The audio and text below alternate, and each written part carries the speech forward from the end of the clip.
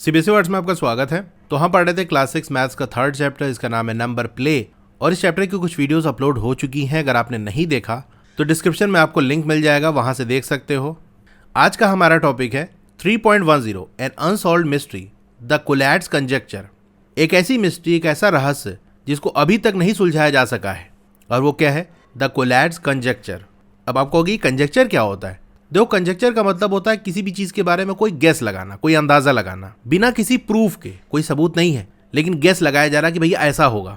अच्छा, ये गेस कैसे लगा दिया? हवा में लगा दिया क्या?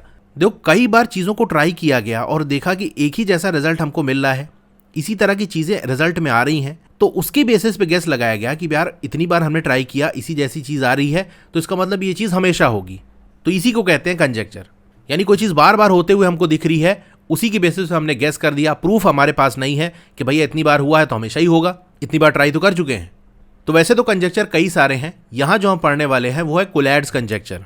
अब नीचे जो सीक्वेंस दिया हुआ है उसको आप देखो, सेम रूल अप्लाई हो रहा है सारे ही सीक्वेंस के अंदर। सीक्वेंस यानी एक के बाद एक जो नंबर लिखे हैं, ये पूरा एक सीक्वेंस बना रहे हैं।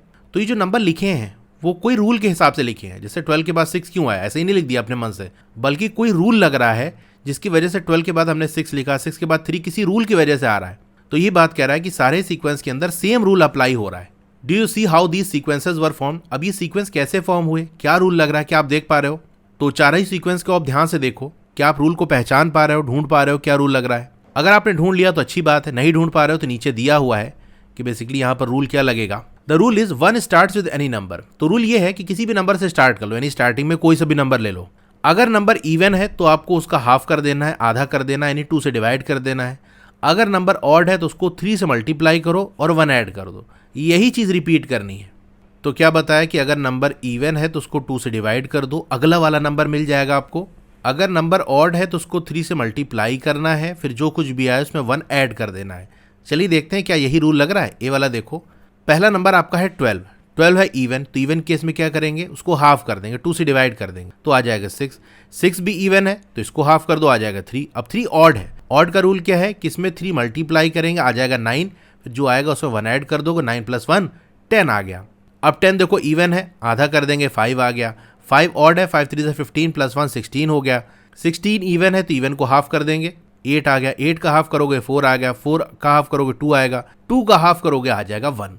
तो मतलब हाँ, सही कह रहा है कि यही रूल यहाँ पर लग रहा है।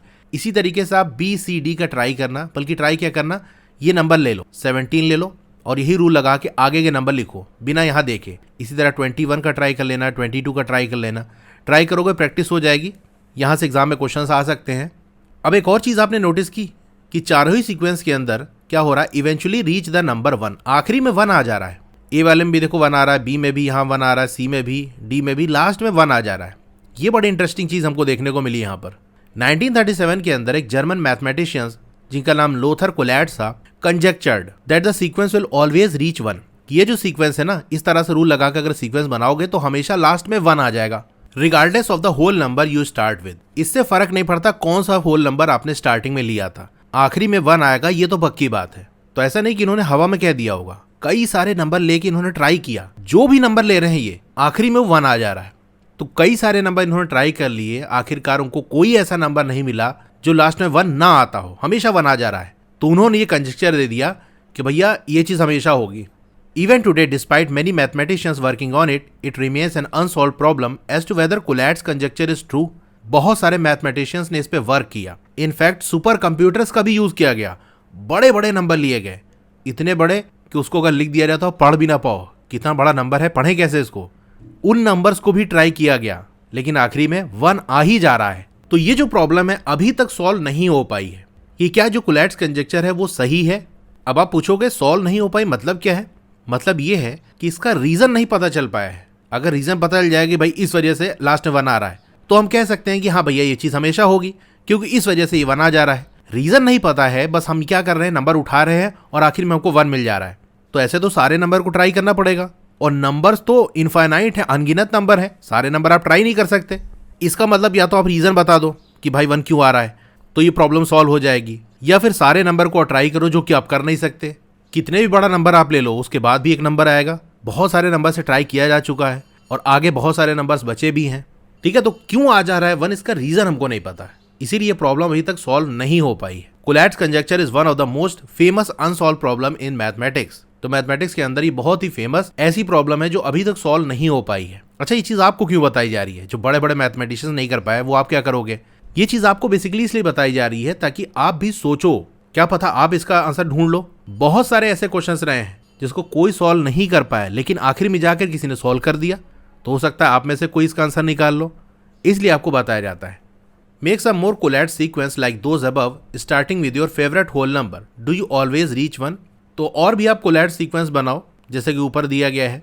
अपना कोई फेवरेट होल नंबर ले लो, वहां से स्टार्ट करो। क्या आपको आखिरी में 1 आ जा रहा है? तो चलिए करते हैं इसको। चलो हम ले लेते हैं 13। और नंबर है ना, 3 से मल्टीप्लाई करेंगे, 13 3 39, 1 ऐड कर देंगे, आ जाएगा 40। इवन है, इसका हाफ कर दो, आ गया 20। फिर से हाफ कर देंगे, आ जाएगा 10। फिर से हाफ कर देंगे 5। ऑड है, 5 3 15 प्लस 1 16 हो गया। हाफ कर दी, 8 आ गया। 8 का हाफ करे 4 आ गया। 4 का हाफ करे 2 आ गया और 1 आ गया। 17 का ले लेते हैं। 17 3 51 प्लस 1 52। हाफ करे 26। हाफ करे 13। फिर देखो 13 ये ऊपर भी हमने लिया था तो वही पूरा यहाँ पर भी आ जाएगा। फिर एक ले लेते हैं 20, तो ये 20 का आ गया। ठीक है, तो 3 सीक्वेंस हमने लिख दिए। और भी चाहो तो आप लिख सकते हो। यहाँ कह रहा है डू यू ऑलवेज रीच 1, तो आंसर हो जाएगा यस। हाँ, हमेशा आखिरी में देखो 1 यहाँ पर भी आ रहा है, तीनों में 1 आ रहा है। Do you believe the conjecture of Collatz that all the sequences will eventually reach 1। अब आप क्या बिलीव करते हो कोलैट्स कंजक्चर के बारे में कि क्या सारे ही सीक्वेंस आखिरी में 1 आ जाएगा? वाई और वाई नॉट, क्यों ऐसा लग रहा है, और नहीं तो क्यों नहीं लग रहा है? तो देखो आप क्या बिलीव करते हो उसका आंसर आपको देना है। मैं जो बिलीव कर रहा हूं मैं आपको बता देता हूं। देखो मुझे लग रहा है कि हाँ ये बात सही है कि सारे ही सीक्वेंस में आखिरी में 1 आएगा। ऐसा इसलिए क्योंकि बहुत सारे नंबर लेकर ऑलरेडी ट्राई किया जा चुका है। मिलियंस, बिलियंस, ट्रिलियंस, यहाँ तक कि उससे भी ज़्यादा नंबर्स लेके ट्राई किया जा चुका है। हर बार 1 ही आ रहा है। तो मेरा मानना यही है कि फिर हमेशा 1 ही आएगा। आपको कुछ और लगता है तो आप वो लिख सकते हो। मुझे जो लगता है मैं उसका आंसर लिखा देता हूँ।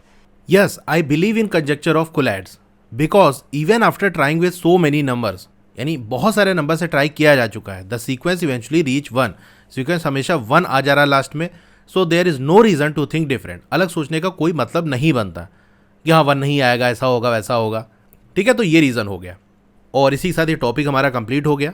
वीडियो अच्छी लगी हो तो लाइक करिए, चैनल पर नया है तो सब्सक्राइब करिए, मोर पे क्लिक कर देना है। फिर से आपको मोर पे क्लिक कर देना है तो डिस्क्रिप्शन ओपन हो जाएगा। स्क्रॉल डाउन करोगे तो आपको क्लास 6 की बुक का लिंक मिल जाएगा। उसके नीचे व्हाट्सएप चैनल का लिंक मिल जाएगा, उसको जरूर से ज्वाइन कर लेना क्योंकि वहां आपको सारी अपडेट मिलती रहेगी। डोंट वरी, आपका नाम और फोन नंबर किसी को विजिबल नहीं होगा। उसके नीचे वेबसाइट का लिंक मिल जाएगा। फिर क्लास 6 मैथ्स के फुल चैप्टर की प्लेलिस्ट आपको मिल जाएगी। उसके नीचे सिर्फ क्वेश्चन अगर आपको देखना है तो वाली प्लेलिस्ट मिल जाएगी। उसके नीचे साइंस की प्लेलिस्ट मिल जाएगी। तो जिसकी भी वीडियो देखनी है उसके साथ में जो लिंक है उस पर क्लिक करोगे तो वो प्लेलिस्ट ओपन हो जाएगी, वहां से देख सकते हो। Okay, thank you.